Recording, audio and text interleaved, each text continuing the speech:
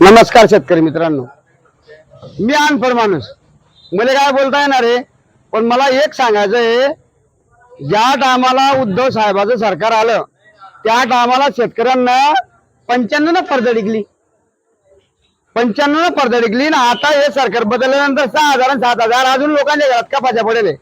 काय फायदा आहे या सरकारचा मला सांगा तुम्ही. उद्धव साहेबांच्या टायमाला जे उद्धव साहेबांनी 2 वर्षात केलं त्यांना 10 वर्षात केलं नाही. शेतकऱ्याचे किती हाल होत आहे. आणि मला तुम्ही सांगा, 1 राम तो शेत का बेटा, 1 राम घटघट में बेटा, 1 राम का सकल पसारा, 1 राम सब दुनिया से नारा.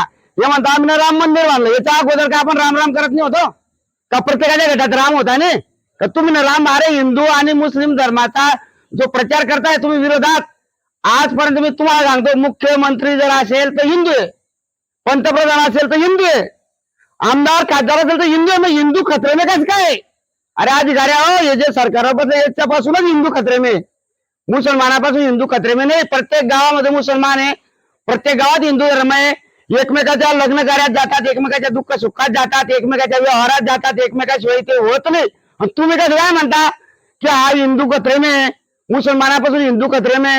हे सगळं मतदानासाठी तुम्ही खोटं बोलताय. मला एक सांगा, तुम्ही रोड बनवले, प्रत्येक देशात पूर्ण देशात रोड बनवले, मला त्यांचा अभिमान आहे, अभिनंदन आहे. पण मला सांगा, शेतकऱ्याच्या फायद्याचा हा रोड काय कामाचा? कोणत्या शेतकऱ्याच्या 10 टायरी 18 टायरी गाड्या चालू आहे? तुम्ही व्यापारी सरकार आहे. हा, हे क्षेत्रस्थ झाले नाही, तुम्ही रोड का बनवले की तुमचं व्यापाऱ्याचं सरकार आहे. व्यापाऱ्याच्याच गाड्याच्या रस्त्यावर चालताय म्हणून तुम्ही ना हे रोड बनवले, बरोबर आहे ने? शेतकऱ्याचा काय फायदा आहे? क्षेत्रस्थ का बनवले नाही? शेतकऱ्याचे किती आले?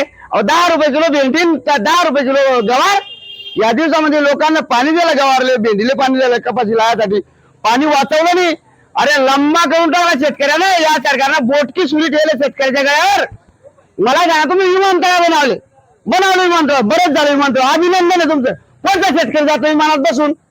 मला सांगा, शेतकऱ्याचा काय फायदा आहे?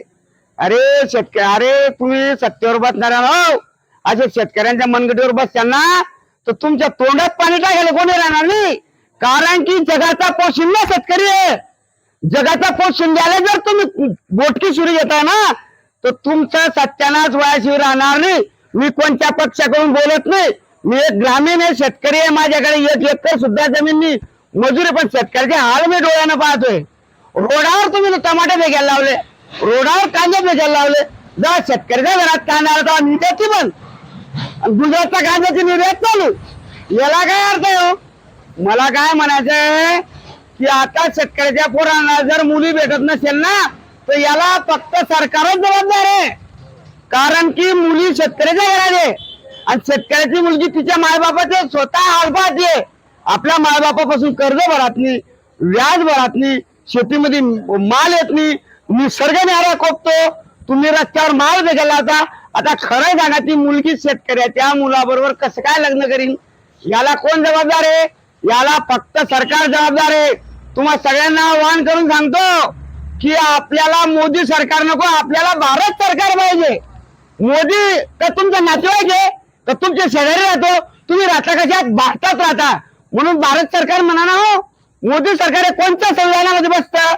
तुम्ही मोदी सरकार म्हणून गाड्या फिरवता, लोकांना सांगता हे लबाड धंदे बंद करा, आणि भारतामध्ये राहत असेल तर भारत सरकार म्हणा, आणि आता भारत सरकारलाच निवडून द्या.